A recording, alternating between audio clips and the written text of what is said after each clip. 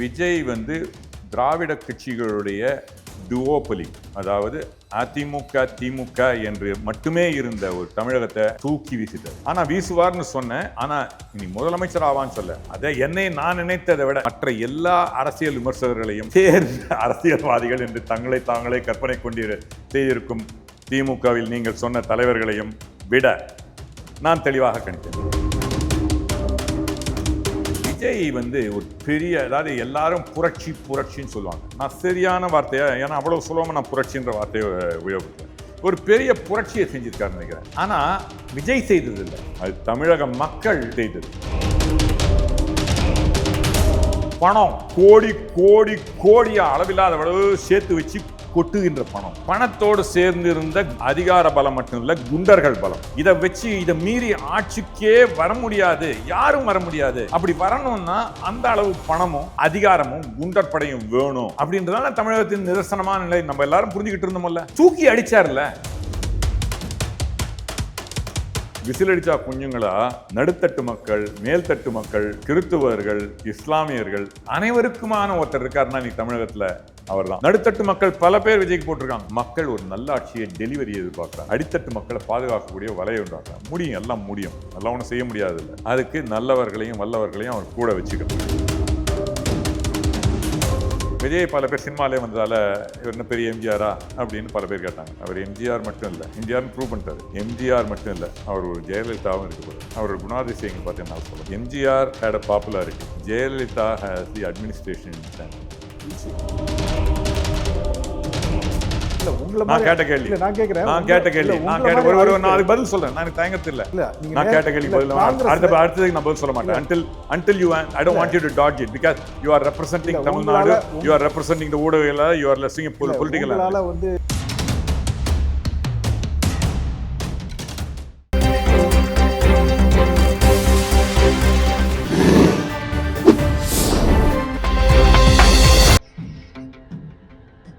தமிழ் அலை நேயர்களுக்கு வணக்கம். இன்றைய சந்திப்பில் நம்மோடு இணைந்திருப்பவர் அரசியல் விமர்சகரும் மூத்த அரசியல்வாதியுமான திரு அமெரிக்க நாராயணன் அவர்கள். வணக்கம் சார். வணக்கம். பெரிய புரட்சியை ஏற்படுத்திய தமிழ் மக்களுக்கும் தமிழ் அலைக்கும் வணக்கங்கள். பேசும்போதே ஆரம்பிக்கும் போதே ஒரு விஷயத்த சொல்கிறீங்க, ஒரு பெரிய புரட்சியை ஏற்படுத்திய தமிழக மக்களுக்கும் அப்படின்னு ஆரம்பிச்சிருக்கீங்க. அதாவது தமிழ்நாட்டில் காங்கிரஸ் கட்சி தாவேக்காவோட போகணும் அப்படின்னு தொண்டர்கள் ரொம்ப ஆர்வப்பட்டாங்க. ஆனால் அவங்களுடைய தலைவர்கள் திமுகவோட கூட்டணி வச்சு தேர்தலை சந்தித்தாங்க. இப்போ கடந்த முறையாவது 18 தொகுதி ஜெயிச்சிங்க, இந்த முறை வெறும் 5 தொகுதி மட்டும் தான் ஜெயிச்சிங்க. இது உங்களுக்கு வருத்தத்தை ஏற்படுத்தியிருக்கா? முதல்ல நீங்கள் தெளிவாக புரிஞ்சுக்கணும், நான் காங்கிரஸில் இல்லை. காங்கிரஸ் இருந்தாலும் 4 மாதத்தில் பற்று இருக்கும் இல்லையா? இல்லை, ஒரு நிமிடம் தெளிவு பண்ணிடுவோம். ஏன்னா உங்களுடைய இது உங்களுக்கு புரியணும். ஏன்னா 37 வருடங்கள் காங்கிரஸில் பயணித்ததாலே என்னை பல பேர் இன்னும் காங்கிரஸ்காரனாக பார்க்குறாங்க. நான் காங்கிரஸ் கொள்கையை விட்டு போக மாட்டேன். ஆனால் காங்கிரஸ் என்ற ஒரு மழுங்கிய கருவியை விட்டு நல்லவர்களையும் வல்லவர்களையும் உபயோகித்து கொள்ள முடியாமல் கழுதை தெரிந்து கட்டெரும்பான கட்சியை விட்டு நான் வெளியே வந்து விட்டேன். அதனால் நீங்கள் காங்கிரஸ் என்ற கொள்கையை பற்றி பேசினா நான் பேசுறதுக்கு ரெடி இல்லை. அரசியல் விமர்சகராக காங்கிரஸை பற்றி விமர்சிப்பதற்கோ அவர்கள் செய்த நல்லவற்றை சொல்வதற்கோ ரெடி. நான் வந்து காங்கிரஸில் இருந்த காலத்தில் 1 வருடத்திற்கு முன்னே அதை சொன்னேன். அதாவது அவங்களுக்கு தனக்காகவும் தெரியாது, சொன்னாலும் புரியாதுன்னுவாங்க. அந்த மாதிரி ஒரு தலைமையும் அந்த மாதிரி ஒரு கட்சியும் இருக்கிறதால இந்த தொண்டர்கள் புண்படுறாங்க பாருங்க. எனக்கு போக்கிடம் இருக்கு, ஆனால் போக்கிடமே இல்லாமல் தன் வாழ்க்கையே விட்டு போன தொண்டர்களை பற்றி நான் ரொம்ப கவலைப்படுறேன். அது வந்து காங்கிரஸின் தொண்டர்கள், இந்தியாவின் தொண்டர்கள். அதனால தான் உங்களை வந்து மூத்த அரசியல்வாதின்னு உங்களை அறிமுகப்படுத்த. நன்றி. ஒரு காங்கிரஸ் கேட்டதால சொன்னேன். இல்லை, அது ஒரு அரசியல் விமர்சகராக உங்கள்கிட்ட கேட்கறதுக்கு எங்களுக்கு ரைட்ஸ் நல்ல ரைட் இருக்கு, அது பதில் சொல்லக்கூடிய கடமை எனக்கு இருக்கு. அதனால கேட்குறேன். இப்போ நீங்கள் குறிப்பிட்ட இதே விஷயத்தை தான் திரு கோபண்ணா அவர்களும் நீங்கள் இந்த அரசியல் கட்சி விட்டு வெளியில் போகும்போது குறிப்பிட்டிருந்தார். அதாவது காங்கிரஸில் திரு அமெரிக்க நாராயணன் மட்டுமல்ல, அவரை போன்ற ஏராளமான பேர் மனதுக்குள்ள ஒரு கொந்தளிப்போடும் ஒரு வருத்தத்தோடும் இருக்காங்க. இவங்களுடைய குறைகள் எல்லாம் மேலிடம் வந்து ஆராயணும், அவங்களுக்கான ஒரு முடிவை கொடுக்கணும்னு சொல்லி சொன்னார். அது கோபண்ணாவும் சரி, காங்கிரஸில் உள்ள பல தலைவர்கள், உச்சத்தலைவர் உட்பட நல்லவர்கள். ஆனால் வல்லவர்களான்ற கேள்வியை நான் கடந்த காலத்தில் எழுதுகிறேன். அதுக்காகவே நான் கட்சியிலேருந்து கொஞ்சம் ஓரங்கட்டப்பட்டேன். கட்சியில் இருந்தேன், ஓரங்கட்டப்பட்டேன்றது ஒன்று. இது இன்னும் நிதர்சனமாக இருக்குது. இந்த கட்சி வந்து நல்லவராக மட்டும் இல்லை, வருங்கால தலைவர்களுக்கும் சொல்கிறேன், நல்லவர்கள் தான். அது அடிப்படை, ரொம்ப அடிப்படை. அதை பற்றி நான் ஒரு விஷயத்தை அப்புறம் சொல்கிறேன். ஆனால் வல்லவர்களாகவும் இருக்கணும். அதை பல முறை அவர்கள் வல்லவர்களாக இல்லை என்று அகில இந்திய கட்சி தலைமையில் உள்ள ஒரு முக்கிய பொறுப்பாளர் ப்ரூவ் பண்ணிட்டார். இப்போ தமிழகத்தில் இருக்கிற காங்கிரஸ் கட்சிக்காரர்களை, அதாவது எப்பயுமே அமெரிக்க அதிபர் ஒருத்தர் போட்டிருந்தார், த பக் ஸ்டாப்ஸ் ஹியர். எந்த முடிவு எடுத்தாலும் இங்கே தான், ஃபைனல் முடிவு எங்கிட்ட தானே. அதனால் நமக்கு தமிழகத்தில் உங்களை போன்றவங்க சரி, பல பேர் தலைவரை குத்தம் சொல்ல மாட்டோம். தலைவரை சுற்றி அந்த ஆலோசனை சரியில்லை, இந்த ஆலோசகர் சரியில்லைன்னு. ஏன்னா தலைவர் சொன்னால் நமக்கு பயம், இந்த தெய்வ குத்தம் வந்துருமோன்னு ஒரு காலத்தில் இருந்தது. நான் அந்த தெய்வ குத்தம் இருந்த காலத்திலேயே நான் தெய்வத்தை குத்தம் சொல்லியிருக்கேன். என்னை பொறுத்த வரைக்கும் நான் தப்பு பண்ணால் தப்பை ஏற்றுக்கணும், சும்மா மற்றவங்களை சொல்லி பிரயோஜனம் இல்லை. நான் இத்தனை நாளாக கட்சியில் இருந்து வீணாகி போனது என்னுடைய குற்றம், கட்சியின் குற்றம் இல்லை. நான் பலமுறை உங்கள் இதிலே சொல்லியிருக்கேன், அவங்களுக்கு புரிந்து கொள்ளக்கூடிய அளவு சொல்லக்கூடிய தகுதி எனக்கு இல்லைன்னு சொல்லியிருக்கேன். அதனால் let us not discuss about Congress. That's past, that's history. அது இந்தியாவுடைய ஹிஸ்ட்ரி ஆகக்கூடாது. காங்கிரஸின் கொள்கைகள் இந்தியாவுடைய ஹிஸ்ட்ரி ஆக முடியாது. காங்கிரஸ் இந்தியாவுடைய ஹிஸ்ட்ரி ஆகிவிடுமோன்னு எனக்கு ஒரு கவலை இருக்குது. அதனால் காங்கிரஸை பற்றி பேசுவாங்க. இல்லை சார், நீங்கள் வந்து காங்கிரஸ் பற்றி பேசக்கூடாதுன்னு சொல்கிறீங்க. நான் ஒரு விஷயத்துக்காக பேசக்கூடாதுன்னு சொல்ல. இல்லை, அதாவது நீங்கள் வந்து உபயோகமற்றதுன்னு நினைக்கிறேன். நீங்கள் அமெரிக்காவில் ஒரு பெரிய நிறுவனத்தில் ஒரு உயர்ந்த சம்பளத்தில் தான் நீங்கள் வேலை பார்த்துட்டு இருந்தீங்க. திரு மறைந்த பாரத பிரதமர் திரு ராஜீவ் காந்தி அவர்களால் ஈர்க்கப்பட்டு நீங்கள் காங்கிரஸுக்கு வந்தீங்க. இன்னைக்கு அவர் இருந்தபோது இருந்த காங்கிரஸ் இன்னைக்கு இல்லை அப்படின்னு நினைக்கிறீங்களா? நிச்சயமா இல்லை, நிச்சயமா இல்லை. மலைக்கும் மழுவுக்கும் இல்லை வித்தியாசம். ஐ திங்க் இந்த இதை வந்து நான் உண்மையிலேயே இந்த இதை பேசலாம், ஒரு தனி, அது ஒரு காலகட்டம் வரும். இன்றைக்கி காங்கிரஸை பற்றி வந்து மறுபடியும் சொல்கிறேன், காங்கிரஸ் இஸ் ஹிஸ்ட்ரி. இன்றைக்கு நிகழ்கால அரசியல் தான் உங்களுக்கும் உங்களுடைய தமிழகமும் எதிர்பார்த்துக்கிட்டு இருக்கு. ஆனால் நிகழ்கால அரசியலும் வருங்கால அரசியலும் பேசணும். ஏன்னா கடந்த காலத்தை பேசுகிறதுல பிரயோஜனம் இல்லை. வருங்காலத்தை நம்ம எப்படி ஷேப் பண்ணணும் அப்படின்றத பேசினா தான் தமிழ்நாட்டுக்கும் சொன்னது உங்கள் இதுக்கும் ரேட்டிங் வரும், நிறையா பேர் பார்ப்பாங்க. இல்லை, நான் ரேட்டிங்காக கேட்க, நான் ரேட்டிங்கும் முக்கியம்னு நினைக்கிறேன். ஏன்னா நீங்கள் எல்லாம் வாழ்ந்தா தான் நாடு வாழ முடியும். நல்ல செய்திகள் எடுத்துகிட்டு போகணும். ரேட்டிங் தவறில்லை, எப்படி ரேட்டிங் வாங்குறோம் தான் தப்பு. தவறான தலைப்புகளை போட்டு ரேட்டிங் வாங்கக்கூடாது. நல்ல தலைப்புகளை போட்டு ஈர்த்து ரேட்டிங் வாங்கலாம். ஏன்னா கமர்ஷியல் தப்பு இல்லை, ஆனால் நல்லதுக்கு கமர்ஷியலாக இருக்கும். நீங்கள் இப்போ சொன்னீங்க நல்ல தலைப்புகளை போட்டு ரேட்டிங்கை வாங்கணும்னு சொன்னீங்க. அதே விதத்தில் நானும் உங்ககிட்ட கேட்குறேன், நல்ல தலைவர்களை போட்டு ஆட்சியில் வந்து ஒரு அதிகாரத்தில் பங்கு பெறதோ இதை தானே ஒரு காங்கிரஸ் நினைச்சிருப்பாங்க. அது காங்கிரஸ் நினைக்கல. வருங்கால தலைவர்கள், முதலமைச்சர்கள் அதை செய்வார்கள் என்று நாம் நம்புவோம். இப்போ ஒரு நல்ல ஒரு மூவ் எடுத்திருக்கதா நான் கருதுகிறேன். அதாவது தேர்தலுக்கு முந்தி தான் சரி ஒரு வழியாக நம்ம திமுக கூட்டணி தான் தொடர்ந்தாக வேண்டும் அப்படின்னு சில கட்டாயத்தினாலேயோ இல்லை சில சந்தர்ப்ப சூழ்நிலைகள்னாலேயோ இல்லை முட்டாள்தனமான முடிவுகளாலேயோ. என்ன சார்? முட்டாள்தனமான முடிவுகளாலேயோ. ஓ, அதையும் நான் சேர்த்துக்கணும் அப்படிங்கிறீங்களா? அதையும் சேர்த்துக்கலாம். அது உங்களுடைய கருத்தாக கூட இருக்கலாம். உங்கள் கருத்து இல்லையா? அது ஏன் கருத்து இல்லையா? ஏன்னா காங்கிரஸ் கட்சியுடைய தலைமையே முடிவு பண்ண போது நம்ம சொல்றதுக்கு முடிவுகளை தான் இருக்கிறோம். தலைமையை நம்ம முட்டாள்தனம் சொல்ல. நான் கூட சொல்கிறேன், நான் 37 வருடமாக இருந்த இதை என்னுடைய வாழ்க்கையையும் நாட்டு பற்றையும் நாட்டுக்கு நான் செய்ய வேண்டிய சேவைகளையும் செய்தது முட்டாள்தனம்னு யாராவது விமர்சிச்சா நியாயமானதாக தானே இருக்கும். அதான் சரி சார். அதான் அந்த மாதிரி ஒரு முடிவு எடுத்திருந்தாங்க. அதாவது திமுகவோட கூட்டணியை தொடரலாம் அப்படிங்கிற மாதிரி கடந்த தேர்தலை எடுத்து நீங்கள் கேட்ட மாதிரி உங்களை கேட்ட தொகுதிகளுக்கு மேலே கடந்த முறை 25 வாங்கினீங்க, இந்த முறை 28 வாங்கினீங்க. ஆனால் கடந்த முறை 18 ஜெயிச்சிங்க, இந்த மாதிரி 5 தான் ஜெயிச்சிருக்கிறீங்க. I really request you to look into the future. I don't want to talk about Congress at this time. Okay. Because I think it's of no use.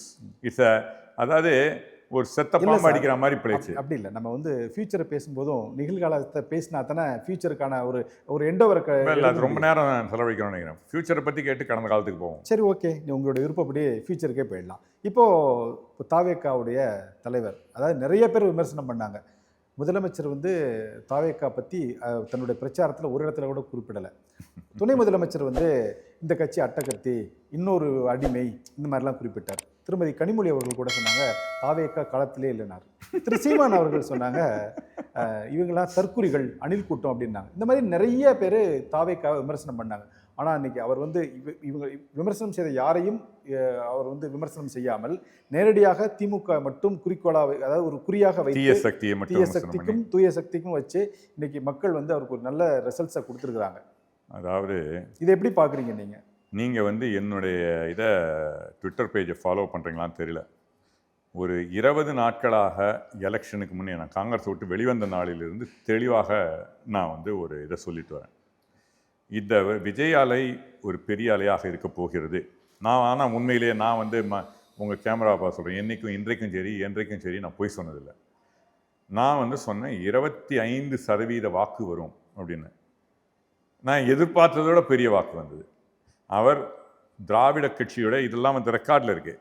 இப்போ நேஷ்னல் டிவியில் பேசியிருக்கேன். இன்றைக்கி ரீஜனல் டிவிஸ்லாம் பயப்படுறாங்க. ஏன்னா இந்த ஆளுங்கட்சிக்கு எதிராக நான் பேசினா இல்லைன்னு எனக்கு கூப்பிடாமல் இருப்பாங்க. அதை பற்றி எனக்கு கவலையும் இல்லை. இதில் வந்து விஜய் வந்து திராவிட கட்சிகளுடைய டுவோபலி, அதாவது அதிமுக திமுக என்று மட்டுமே இருந்த ஒரு தமிழகத்தை தூக்கி வீசிட்டார். ஆனால் வீசுவார்னு சொன்னேன். ஆனால் இனி முதலமைச்சர் ஆவான்னு சொல்ல, அதை நான் நினைத்ததை விட மற்ற எல்லா அரசியல் விமர்சகர்களையும் தேர்ந்த அரசியல்வாதிகள் என்று தங்களை தாங்களே கற்பனை கொண்டு செய்திருக்கும் திமுகவில் நீங்கள் சொன்ன தலைவர்களையும் விட நான் தெளிவாக கணித்தேன்.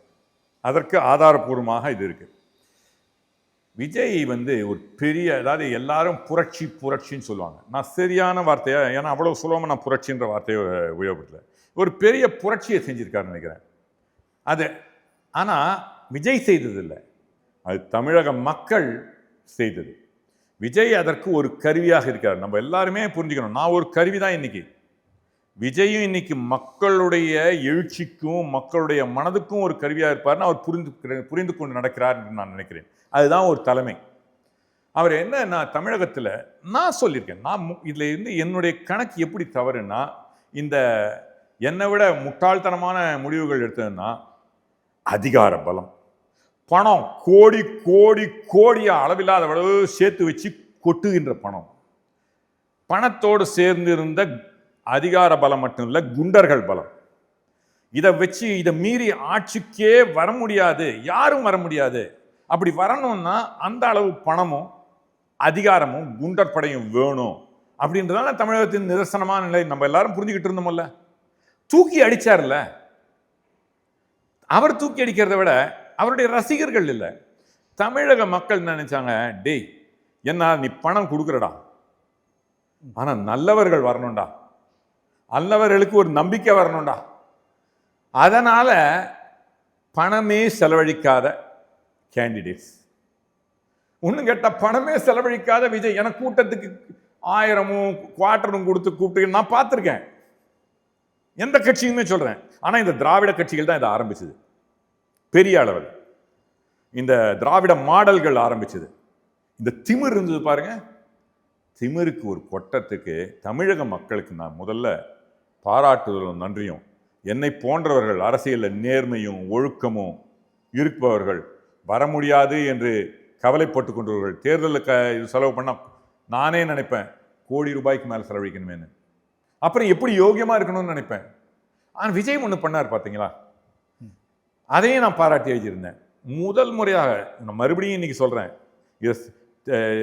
ஒரு கரப்ஷனோ இது லஞ்சமோ இல்லாத ஒரு அரசு 100க்கு 100 நடத்த முடியுமானா எனக்கு இன்னும் ஒரு கேள்விக்குறி இருக்குது.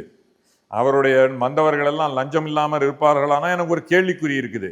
ஆனால் இந்த கேள்விக்குரிய ஆச்சரியக்குறியாக மாற்றின, தற்குறி என்று சொன்னவர்களை ஆச்சரியக்குறியாக மாற்றின விஜய் என்ன பண்ணார்னா, எல்லா வேட்பாளர்களையும் அறிமுகப்படுத்திச்சு என்ன பண்ணாரு, எல்லாரையும் ஒரு இது எடுத்துக்க சொன்னார்ல, ஓத்து எடுத்துக்க சொன்னார்ல, நான் வந்து லஞ்சம் வாங்க மாட்டேன். அதை செய்யறதுக்கு ஒரு தைரியம் வேணாமா? ஒரு கட்சி, தமிழகத்தில் உள்ள திராவிட கட்சிகளும் சரி, இந்தியாவில் உள்ள ஒரு கட்சிகளும் சரி, ஏன் நான் பாரம்பரியமாக இருந்த தேசிய இயக்கத்தில் அடிதடிப்பட்டு வந்தாங்களே காந்தி சொல்லி, அவங்க செஞ்சிருக்காங்களா? செய்யக்கூடிய தைரியம் இருந்ததா? இது நடக்குமான்றது வேற கேள்வி. நான் பல முறை சொல்லியிருக்கேன், நான் காந்தி இல்லை, ஆனால் காந்தி செல்கின்ற வயலில் பயணம் பண்ணணும்னு நினைக்கிறேன். அந்த எண்ணம் அவருக்கு இருக்குல்ல, அதுதான் பாராட்டு. இது ஒரு ஒளிமயமான எதிர்காலம் என் உள்ளத்தில் வருகிறதுன்னு வசந்தகுமார் அடிக்கடி அவரோட டியூனே அதுதான். அதை நான் அவர்கிட்ட எதிர்பார்க்குறேன். கடவுள் ஒரு நல்ல தலைவரை தமிழகத்துக்கு கொடுத்து நேர்மையாக செயல்படக்கூடியதை விட செயல்படுத்தி அதை அவர் எண்ணுகின்ற செயலை மக்களுக்கு சென்றடையக்கூடியவர்களை தன்னுடைய அருகில் வைத்துக்கிட்டு காரியம்னா அதுதான் முக்கியம். இது வரது பெரிய விஷயம், பெரிய புரட்சியை செஞ்சிட்டீங்க. ஆனால் மக்களுடைய எதிர்பார்ப்புகள் இருக்கு. Delivery is the most important thing. அதை செய்வார். அவருக்கு எக்ஸ்பீரியன்ஸ் இல்லை, ஆனால் எக்ஸ்பீரியன்ஸ் உள்ள ஆட்களை வச்சுக்கிட்டு தன்னுடைய விஷயம் நிறைவேற்றுவார்னு நான் நம்புகிறேன். ஓகே சார், உங்களுடைய 37 ஆண்டு கால அரசியல் வரலாற்றில், அதாவது ஒரு ஒரு இப்போ இதுவரைக்கும் நடந்த கட்சிகள்லாம் எப்படின்னா, 5 ஆண்டு காலம் ஆட்சிகளில் எல்லா சட்ட ஒழுங்கு பிரச்சனை, எந்த பிரச்சனை இருந்தாலும், ஊழலாக இருந்தால் கூட எதாக இருந்தாலும், கடைசி எலெக்ஷன் அந்த நெருக்கத்தில் அவங்களுக்கு காசு கொடுத்து ஜெயிச்சிடலாம் அப்படின்னு தான் எல்லாரும் நினச்சி இதுவரைக்கும் பண்ணாங்க. ஒன்றும் கேட்டால் இந்த முறை இல்லை, ரெக்கார்ட்லேயே இருக்கு. கட்சிகளுக்கே பணம் கொடுத்து விலைக்கு வாங்கியிருக்காங்க ரெக்கார்டில். தெரியுமா? எந்த கட்சிகளுக்கு பணம் கொடுத்துருக்காங்க? அக்கௌண்ட்டில் காசு அனுப்பிச்சு. அது எப்படி கொடுத்தாங்களா எனக்கு தெரியாது, ஆனால் ரெக்கார்டில் இருக்கு. அவ்வளோதான் நான் சொல்ல முடியும், மறுக்க முடியாது. கட்சிகளை விலைக்கு வாங்கிய திராவிட கட்சிகள் இந்த தடவையும் வாங்கியிருக்கலாம்னு நினைக்கிறேன். கட்சிகளில் உள்ள ஒரு சாராரை விலைக்கு கொடுத்து வாங்கியிருக்கலாம்னு பல கட்சிகளில் சொல்றாங்க. பணபலமும் அதிகார பலமும் அகங்காரத்திற்கும் அடி போட்டிருக்குது. காங்கிரஸ் கட்சியும் அப்படிதான் சொல்றாங்க. அதுதான் காங்கிரஸ் கட்சியிலே பல பேர் சொல்லிருக்காங்க. நான் அது இல்லையே, காங்கிரஸ் கட்சியில் வந்து எல்லாருக்கும் சொல்லக்கூடிய இது கிடையாது.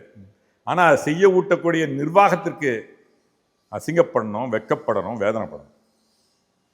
அதாவது உங்களோட எம்பியா இருந்த, அதாவது நீங்க முன்னாடி காங்கிரஸ் கட்சியில இருந்தீங்க அப்படி சொல்லுங்க.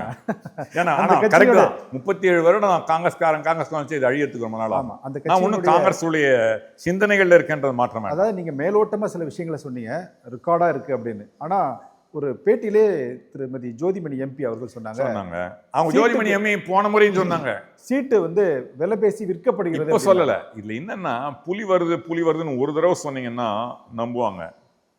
அதை நம்பிக்கையில் அவர் சொன்ன ஒரு பதவியில் உள்ள ஒரு முக்கிய பொறுப்பில் உள்ள ஒரு எம்பி சொல்றாங்கன்னு வச்சுக்கோங்க ஒரு கட்சியில், அதை வந்து அதுக்கு ஆக்ஷன் எடுக்கணும். ஒன்று அவங்க மேலே ஆக்ஷன் எடுக்கணும் தப்பாக இருந்தால், இல்லை சொன்னவங்க மேலே ஆக்ஷன் எடுக்கணும்.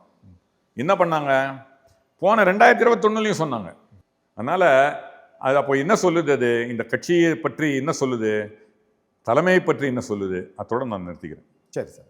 சார், நீங்கள் இப்போ காங்கிரஸ் கட்சியை பற்றி உங்ககிட்ட கேட்டால் நீங்கள் ரொம்ப கோவப்படுவீங்க. கோவப்படலைங்க, நல்ல கட்சிங்க. எனக்கு அதாவது தான் வீட்டில் நடக்கிறத பிற மனிதர்கள் சிரிச்சு சொல்லுவாங்க, தன் மனிதர்கள் அழுது சொல்லுவாங்க. தமிழகத்தில் ஒரு இது உண்டு, பழமொழி உண்டு, அழுது சொல். இருந்தாலும் 37 வருஷமாக நீங்கள் அந்த கட்சியில் இருந்தனால உங்ககிட்ட இந்த கேள்வி கேட்கணும்னு எனக்கு ரொம்ப ஆர்வமாக இருக்கு. அதாவது உங்களுடைய கட்சி தலைமை, என்னுடைய கட்சி தலைமையில் காங்கிரஸ் கட்சியின் தலைமை. அதனால சொன்னேன், நீங்கள் காங்கிரஸ் கட்சியில் 37 வருடங்கள் இருந்ததுனால. இருந்தாலும் இனிமேல் நான், ஏன்னா அதை கான்ஷியஸாக நான் அதை விட்டு வெளில வரணும். எனக்கே கஷ்டமாக இருக்குது. இனிமேல் நான் காங்கிரஸ் கட்சியின் தலைமைன்னு சொல்லணும்னு நினைக்கிறேன் வழியா என்னுடைய கட்சியின் தலைமை. பல வீட்டில் பேச கூட பல முறை நான் ஸ்லிப் பண்ணுறேன். சில பேர் எனக்கு காங்கிரஸை நான் இன்னும் டிஃபெண்ட் பண்ணுறேன். நீங்கள் ஏன் உங்கள் கட்சிக்கு நான் டிஃபெண்ட் பண்ணல, அந்த கொள்கையை மட்டும்தான் டிஃபெண்ட் பண்ணுறேன்னு நினைக்கிறேன். சரி சார், ஓகே. அப்போ நான் வந்து உங்களை காங்கிரஸ் கட்சியினர் அப்படின்னு சொல்லாமல், நீங்கள் ஒரு அரசியல் விமர்சகராக உங்ககிட்ட இந்த கேள்வியை முன்வைக்கிறேன். அதாவது இப்போது விஜய் கிட்ட போயிருந்தா நம்ம வந்து வெற்றி பெற்றிருப்போம் அப்படிங்கிற மாதிரி ஒரு, இப்போ நிறைய பேர் பேச ஆரம்பிச்சாங்க. சோஷியல் மீடியால எல்லாம் இருக்கு. அட்லீஸ்ட் ஒரு 60 சீட் வாங்கியிருந்தா ஒரு 40 சீட்டாக நிச்சயமா ஜெயிச்சிருப்போம் அப்படிங்கிற ஒரு ஆட்சியில் ஒரு ஸ்டேபிளான ஆட்சி வந்திருக்கும். அதை நான் ஒரு வருடமா சொன்னேன். உங்க டிவிலையும் பேசியிருக்கேன், பல டிவிலையும் பேசியிருக்கேன். நீங்க அந்த கட்சியை விட்டு வெளியில் வந்த போது கூட அந்த ஆதங்கம் உங்களுக்கு இருக்கான்னு? நிச்சயமா இருக்கு, நிச்சயமா இருக்கு. ஒரு கட்சியை வளர்க்கக்கூடிய ஒரு வாய்ப்பை, பெரும் வாய்ப்பை. ஆமாங்க, காங்கிரஸினுடைய கொள்கைகள் வளரணுங்க. அது காங்கிரஸுடைய கொள்கைகள் அழிவுது. காங்கிரஸ் அழிவது நல்லதாக கூட இருக்கலாம். ஏன்னா இந்த கட்சி வந்து காங்கிரஸுடைய கொள்கைகளை ஃபாலோ பண்ணல. ஆனால் காங்கிரஸுகளின் கொள்கைகள் அழிவுது. எல்லாருக்குமான இது இருக்குது. எனக்கு நேற்று போட்டிருந்த ஒரு ட்விட்டர், ராமன் என்பது கங்கை நதி, அல்லாஹ் என்பது சிந்து நதி, இயேசு என்பது பொன்னி நதி, நதிகள் பிறக்கும் இடம் பலவாகும், எல்லா நதியும் கலக்கும் இடம் கடலாகும். அதனால் அந்த கொள்கையுடைய இந்தியா இருக்கணும், வளரணும். அதாவது மத சார்பற்றன்றது இன்றைக்கி வந்து என்ன ஆகிட்டு இருக்குன்னா, எல்லாரும் அதை தீக்க பிடிச்சிக்கிட்டோம். எல்லா மதத்தையும் சாதிகளையும், இந்த இரண்டு இந்தியாவில் இருக்க கட்சியும் சரி, தமிழகத்தில் இருக்க கட்சியும் சரி, ஒரு கட்சி வந்து சாதிகளால் தமிழகத்தை பிரித்து பார்க்குறது, அது தீக்காவுடைய ஆதிக்கம் இருக்கிறது. 99.9% உள்ள கடவுள் நம்பிக்கை உள்ளவர்களை கடவுள் நம்பிக்கை இல்லாதவர்கள் ஆள்வதும், ஒரு சாராருக்கு மட்டுமே வாழ்த்து சொல்லி, நான் சொன்னேன் இது நான் திமுக கூட உறவில் இருந்த காங்கிரஸில் இருக்கச்சு சொல்லியிருக்கேன், நீங்கள் இந்துக்களுடைய பண்டிகைகளுக்கு வாழ்த்து சொல்லும் நாள் வெகு தூரத்தில் இல்லைன்னு சொல்கிறாங்களா இல்லையா பாருங்க. இல்லைன்னா அவங்க அழிஞ்சிடுவாங்க. அதே மாதிரி தான் இந்தியாவில் இருக்கிற பெரிய கட்சியும் மதத்தின் பெயரால் விளையாடாதுங்க. தமிழகத்தில் இனிமேல் மத சார்பற்றன்றது மக்களை அசிங்கமாக, நல்ல வாழ்க்கை, நல்ல வார்த்தை, நம்மளுடைய கான்ஸ்டிடியூஷனில் இருக்க நல்ல வார்த்தை. ஆனால் அந்த வார்த்தையை தவறாக பயன்படுத்துகின்ற தீக்காவுடைய இன்ஃப்ளூயன்ஸ் உள்ள கட்சிகள் தமிழகத்தில் ஒரு அசிங்கம். இனிமேல் மத நல்லிணக்க, சாதி நல்லிணக்க ஒரு அமைப்பு உருவாக்குவார்னு நான் நம்புகிறேன். சார், நீங்கள் சொன்னதுலேருந்து சொல்கிறேன். அதாவது திமுக வந்து சிறுபான்மையினர் வாக்குகளை பிரதானமாக நம்பி களத்தில் இருந்தாங்க. அதாவது கிட்டத்தட்ட தப்பே கிடையாது. இஸ்லாமியர்களும் சரி கிறிஸ்தவர்களும் சரி தமக்கு வந்து ஒரு பெரிய பாக்கெட் ஆஃப் ஓட்ஸ் அப்படின்னு நினச்சிட்டு இருந்தாங்க. ஆனால் அதை தாவேகா தலைவர் திரு விஜய் வந்து உடைச்ச மாதிரி ஒரு பின்பம் இருக்கு. நிச்சயமா பெரும்பான்மையான சிறுபான்மையினர் வந்து விஜய்க்கு சப்போர்ட் பண்ணி அவரை ஜெயிக்க வச்சிருக்காங்க. ஐயா, இதில் என்ன நினைச்சாங்க, விசில் அடித்தான் குஞ்சுகள் மட்டும்தான் விஜய்க்கு ஓட்டு போடுவாங்கன்னு நினச்சாங்க. அவர் சரியான இதை வச்சார். அவங்க வேணும்னு சொல்லிட்டு அவன் விசில் வாங்கியிருக்காரு. ஆனால் விசில் அடித்தா குஞ்சுங்களா நடுத்தட்டு மக்கள், மேல்தட்டு மக்கள், கிறித்துவர்கள், இஸ்லாமியர்கள் அனைவருக்குமான ஒருத்தர் இருக்காருன்னா நீ தமிழகத்தில் அவர் தான். நடுத்தட்டு மக்கள் பல பேர் விஜய்க்கு போட்டிருக்காங்க. எனக்கு தெரியும், பாயசம் வச்சு சாப்பிட்டாங்க விஜய் ஜெயிச்சன்னைக்கு. அது மாதிரி the point is people want to change. So I think இந்த ஜாதி வாரியா மதம் வாரியா பிரித்தாளும் கட்சிகள் ஒழித்ததுக்கும் ஒரு பாராட்டு விஜய்க்கு. அந்த சக்திகள் திரும்ப திரும்ப ஜாதி வாரியா மதம் வாரியா பணக்காரன் ஏழை வாரியா பணத்தை கொடுத்து பணத்தாசை கட்சி மக்களுடைய இதை வாங்குறவன் ஒழியணும். அது யாராக இருந்தாலும் சரி, அவர்கள் தங்களை மாற்றிக்கொண்டால் வரவேற்பேன். சார், இன்னைக்கு விஜய்க்கு முன்னால் நிறைய சவால்கள் காத்துட்டு இருக்கு. இன்னொன்று, அவருக்கு மக்கள் வந்து இவ்வளோ தூரம் வாக்களித்து ஒரு 108 சீட்டு கொடுத்தவங்க ஒரு தனி மெஜாரிட்டி கொடுக்காம ஒரு தனி பெரும் கட்சியாக மட்டும் உருவாக்கிட்டு போயிட்டாங்க. அதுவே அவருக்கு ஒரு பெரிய சேலஞ்ச். எடுத்த உடனே அந்த சேலஞ்சை அவர் மீட் பண்ணும்.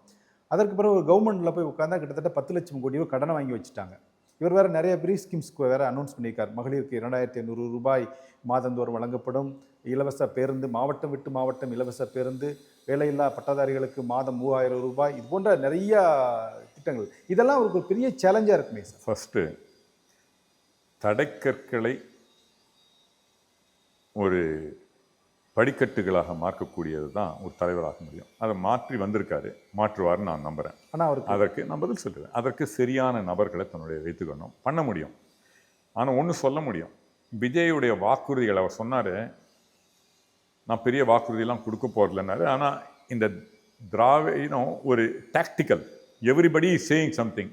உனக்கு என்னையா குறிக்கோள், உனக்கு என்ன இது, உனக்கு என்ன இது கொள்கைகள் எல்லாம் கேட்க ஆரம்பித்தாங்க. இன்னைக்கு உண்மையிலே நீங்கள் நம்புறீங்க, நீங்கள் போய் சொல்ல மாட்டீங்க, நான் நம்புகிறேன்.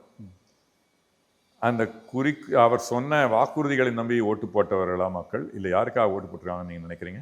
இல்லை, உண்மையிலேயே மாற்றம் வேண்டும் என்று வாக்களித்தார்கள். ஒன்று. ஆனால் என்ன ஒன்று ஒன்று ஒன்று இரண்டாவது கேள்வி, விஜய் என்ற ஒரு முகத்துக்கும் கோபம் வந்திருக்கு. அவர் சொன்ன பெருசாக பேசலைங்க. Let's be very realistic. அவர் ஒன்றும் பெருசாக பேசலை. இந்த மாதிரி இதை பண்ண போகிறேன், அதை பண்ண போகிறேன்லாம் பெருசாக இல்லை. அது படித்தாங்க, ஒரு இது வந்தது, அது ஒரு சடங்கு மாதிரி. செய்வார் செய்ய மாட்டார் நம்பலை. ஆனால் மக்களுடைய வாக்கு எதை பிரதிபலிக்குதுன்னா, எனக்கு ஒரு மாற்றம் வேணும்யா. இன்னும் கேட்டால் தேர்தல் போது சில பேர் நான் பார்த்தேன், எனக்கு இது வேண்டாம், இலவசம் வேணாம், ஒரு நல்ல அரசு வேணும்னாங்க. பல பேர் சொல்லியிருந்தாங்க. ஐ திங்க் பிட்வீன் இலவசம் அவசியம். இலவசங்களை நான் குறைச்சி மதிப்பிடுவதில்லை, அது அவசியம், அடித்தட்டு மக்களுக்கு அவசியம் சொன்னேன். இந்த what I am trying to say is, மக்கள் ஒரு நல்ல ஆட்சியை டெலிவரி எதிர்பார்க்குறாங்க. அடித்தட்டு மக்களை பாதுகாக்கக்கூடிய வலையை உண்டாக்குறாங்க. முடியும், எல்லாம் முடியும், எல்லாம் ஒன்றும் செய்ய முடியாதில்லை. அதுக்கு நல்லவர்களையும் வல்லவர்களையும் அவர் கூட வச்சுக்கணும். அதை செய்வார் என்று நான் நம்புகிறேன். ஓகே சார், நீங்கள் சொல்கிறீங்க நல்லவர்களும் வல்லவரும் கூட வச்சுக்கணும் அப்படின்னு சொல்கிறீங்க. இருந்தபோதும் அதாவது சட்டியில் இருந்தால் தான் ஹாப்பையில் வரும் அப்படிங்கிற ஒரு கான்செப்ட் இருக்கு இல்லையா? அரசாங்கத்தில் உள்ள கஜானாவை காலி பண்ணிட்டு போயிட்டாங்க. அதுக்கு பதில் வரேன். சட்டியில் இருக்கிறது தான் ஆப்பையில் வருங்கிறது உண்மை. சட்டிங்கிறது நீங்கள் எல்லாரும் ஒரு குறுகிய பார்வையில் பார்க்குறீங்க. இன்றைக்கு அவர் கூட தேர்ந்தெடுக்கப்பட்ட ஒரு 108 எம்எல்ஏக்கள் அவர் சுற்றி இருக்குங்க. ஒரு தலைவருங்கிறவர் அவ்வளோ சின்ன சட்டியாக வச்சுக்கூடாது. தமிழகம், இந்தியா, உலகம் என்ற சட்டி அவருக்கு உதவி செய்ய காத்துக்கிட்டு இருக்கு. அதை உபயோகிச்சுக்கணும். இந்த மாதிரி நல்லவர்களையும் வல்லவர்களையும் கூட வச்சுக்கிட்டோம்னா மற்ற விஷயங்கள்லாம் ஒன்றும் பெரிய விஷயமே இல்லை. செய்ய முடியும். ஏனென்றால் நீங்கள் எல்லாரும் எக்கனாமிக்ஸ்லேயும் அதுதான். இந்த தோசை இருக்குது, தோசை எல்லாருக்கும் பிச்சு கொடுக்குறோம். அப்போ இல்லை எவ்வளோ கொடுக்க முடியும், இருக்கிறது தானே அப்படின்றது ஒரு தியரி. இந்த தோசையே பெரிய தோசையை ஆக்க முடியுன்றது இன்னொரு தியரி. பெரிய தோசையை ஆக்க முடியும். அதனால் எல்லாம் ஒன்றும் செய்ய முடியாததில்லை, செய்யாததில்லை. ஆனால் honesty and integrity and delivery. Honesty இன்டெகிரிட்டியை வச்சு வந்துட்டார்.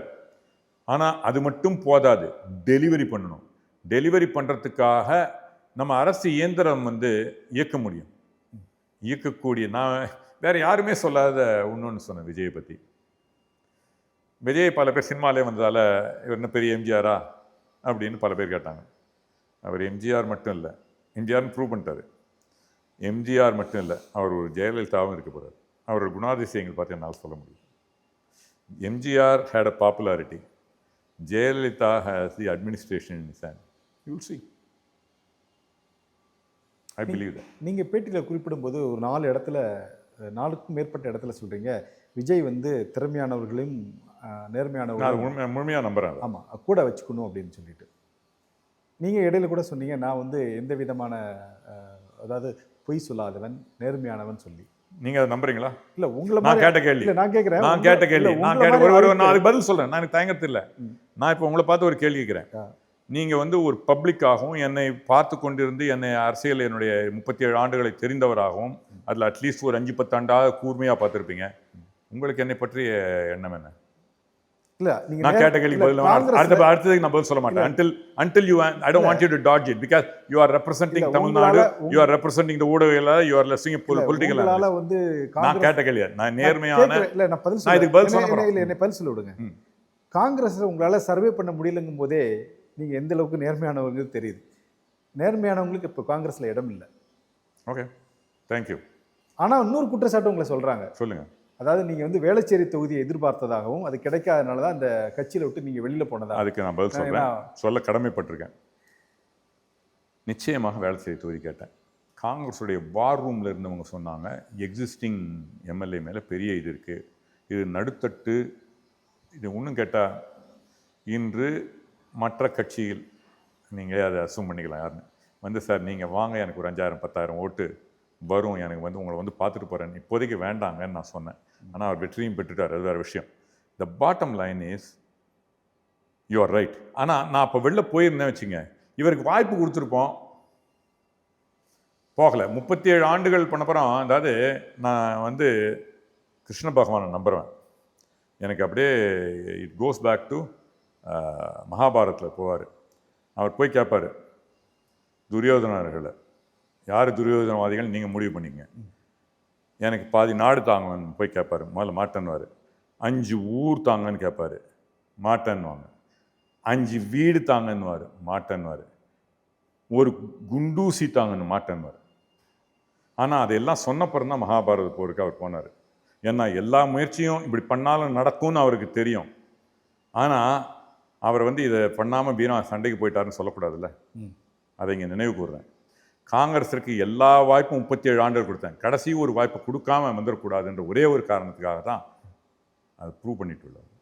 நான் முதல்ல கோபண்ணா குறித்து கேள்வி கேட்டேன். உங்களை நீங்கள் கட்சியை விட்டு விலகின பிறகு அவர் ஒரு அறிக்கை கொடுத்துருந்தார் உங்களுக்கு சார்பாகவும். உங்களுக்கு அதுக்கு நீங்கள் பதிலே சொல்லலையே. நான் பதில் சொல்லியிருக்கேனே. நான் அவர் சொன்னது மறுக்கிறேன்னு சொன்னேன். நான் ஒரு விரக்தியால் வரல, இந்த மழுங்கி போன ஒரு கருவி. நான் ஒரு நல்ல என்னுடைய அரசியல் பயணம் தொடரும், அரசியலை விட்டு நான் விலகலை, காங்கிரஸ்ன்ற கொள்கைகளை விட்டு நான் விலகலை.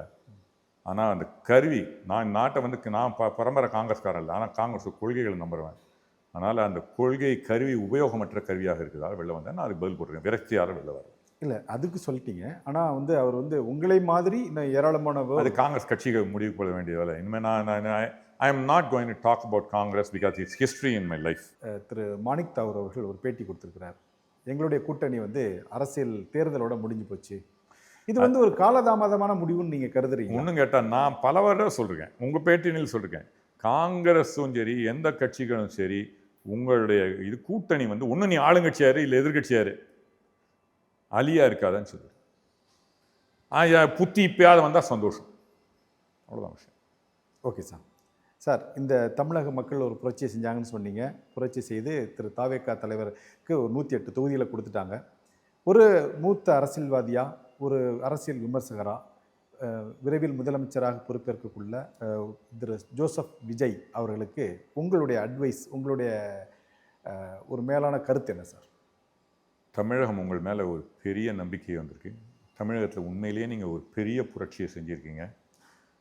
என்ன மாதிரி நல்லவர்கள் அரசியலில் இருந்தாலும், நம்மளாலாம் அரசியலில் யோக்கியமாக இருக்கணும்னு நினைக்கிறோம், இவ்வளவு செலவு செஞ்சுட்டுலாம் இருக்க முடியுமா, ஓட்டுக்கு பணம் கொடுத்துருக்க முடியுமான்ற பயம்லாம் இருந்தது. நான் ஒரு அரசியல் நான் உண்மையிலே போட்டி போட்டேன்னா அட்லீஸ்ட் 1 கோடி ரூபாய் மேலே செலவழிக்க வேண்டியிருக்கும். ஆனால் அது ரொம்ப குறைச்சல். எல்லாம் 10 கோடி 100 கோடி சொல்கிறாங்க. ஆனால் அதையெல்லாம் மாற்றி பண்ணிட்டீங்க. ஒரு பெரிய புரட்சியை கொண்டுட்டீங்க. மக்கள் அது செய்ய முடியாத சாதனை செஞ்சுருங்க. அது போதாது. அதுக்காக நீங்கள் வரல. உங்களுக்கு ஏற்கனவே பேர் இருந்தது, பணம் இருந்தது, அதுக்காக நீங்கள் வரல. மக்களுக்கு சேவை செய்ய வந்திருக்கீங்க. டெலிவரியை யோக்கியமாக கிளியராக செய்யக்கூடிய நல்லவர்களையும் வல்லவர்களையும் கூட வச்சுக்கிட்டு அதை கவனிங்க. நீங்கள் ஒரு போர்ட் ஆஃப் டைரக்டருடைய சேர்மன் தான். நீங்கள் எல்லாத்தையும் செய்ய வேணும். உங்களுக்கு சுற்றி நல்ல ஆளுங்களை வச்சுக்கணும். அவங்கள நல்லவனை வச்சுக்கிட்டா போகிறோம். நல்லவனையும் வல்லவனையும் அவன் பண்ணிடுவான். அவன் சரியாக செய்யறான்னு யூ ஆர் தம். அவர் தான் பாலம் மக்களுக்கும் இந்த அரசு இயந்திருக்கும் இடத்திற்கும் அவர் அமைக்கக்கூடிய அமைச்சர்களுக்கும். ஏன்னா அவங்கெல்லாம் தெரியாத முகம். அவங்கள நம்பியெல்லாம் ஒருத்தவங்க கூட ஓட்டு போடல. அப்போது அந்த பாலம் ரொம்ப டீட்டெயிலாக உட்காந்துட்டு டீட்டெயிலில் போனீங்கன்னா இறந்துருவீங்க. நல்ல ஆட்களையும் வல்லவர்களையும், நல்லவன் முக்கியம், அதில் காம்ப்ரமைஸே பண்ணாதீங்க. வல்லவனையும் இருக்கணும். அப்போ தான் நீங்கள் டெலிவரி பண்ண முடியும். பண்ணிங்கன்னா உங்களால் ஒரு நல்ல ஆட்சி அமைக்க முடியும். அதை நீங்கள் செய்வீங்கன்னு நான் நம்புகிறேன். அதுதான் என்னுடைய இதையும் தமிழக மக்களுடைய உங்களுடைய நம்பிக்கை மாதிரி தான் எங்களுடைய வியூவர்ஸு, எங்களுடைய நம்பிக்கையும் இருக்குது. தொடர்ந்து பார்ப்போம் சார். நன்றி, வணக்கம் சார். நன்றி, வணக்கம், ஜெய்ஹிந்த்.